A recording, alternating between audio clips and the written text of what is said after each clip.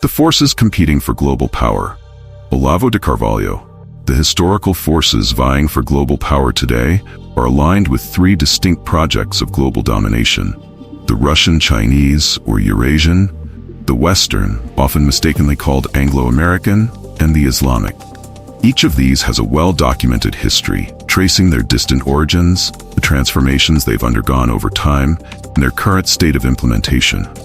The agents representing these forces are the ruling elite of Russia and China, particularly the intelligence services of these two nations; the Western financial elite, notably represented by the Bilderberg Group, Council on Foreign Relations, and the Trilateral Commission; the Muslim Brotherhood, the religious leaders of various Islamic countries, and some governments of Muslim-majority nations.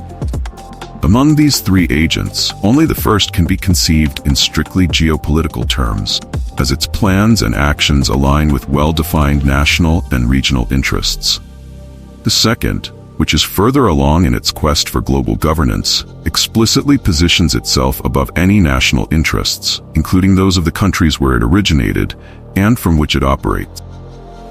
As for the third, any conflicts of interest between national governments and the overarching goal of a universal caliphate are invariably resolved in favor of the latter, which today stands as the primary unifying ideological force in the Islamic world.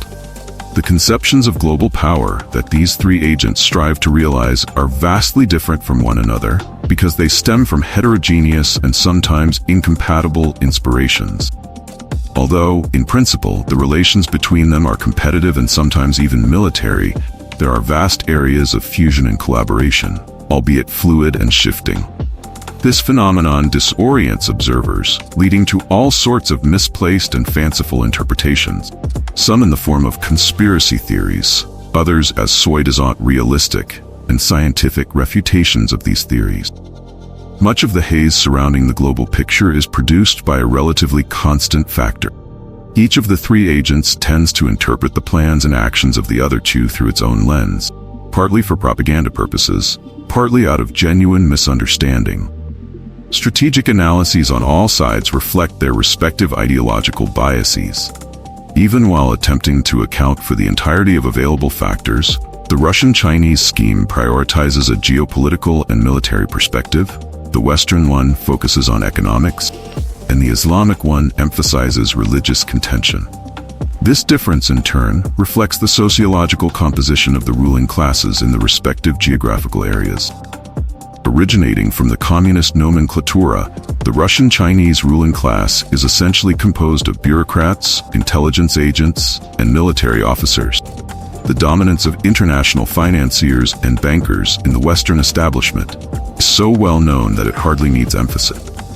In the various countries of the Islamic complex, the authority of the ruler substantially depends on the approval of the Ummah, the vast community of accredited interpreters of traditional religion.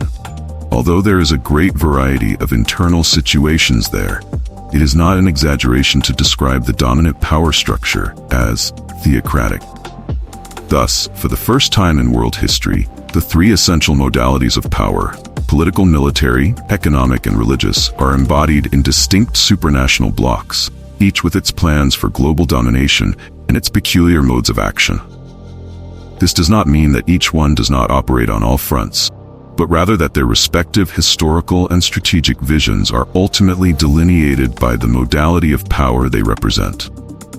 It is no exaggeration to say that today's world is the battleground of soldiers, bankers, and preachers. Virtually all international political analyses available in the media, whether in Brazil or any other country, reflect the subservience of opinion makers to one of the three competing currents, and therefore their systematic ignorance of the areas of complicity and mutual aid among them. These individuals judge facts and take positions based on the abstract values they hold dear, without even considering whether their words, in the grand scheme of global affairs, might ultimately contribute to the glorification of everything they despise. The strategists of the three major global projects are well aware of this and count political commentators, whether journalistic or academic, among their most valuable useful idiots.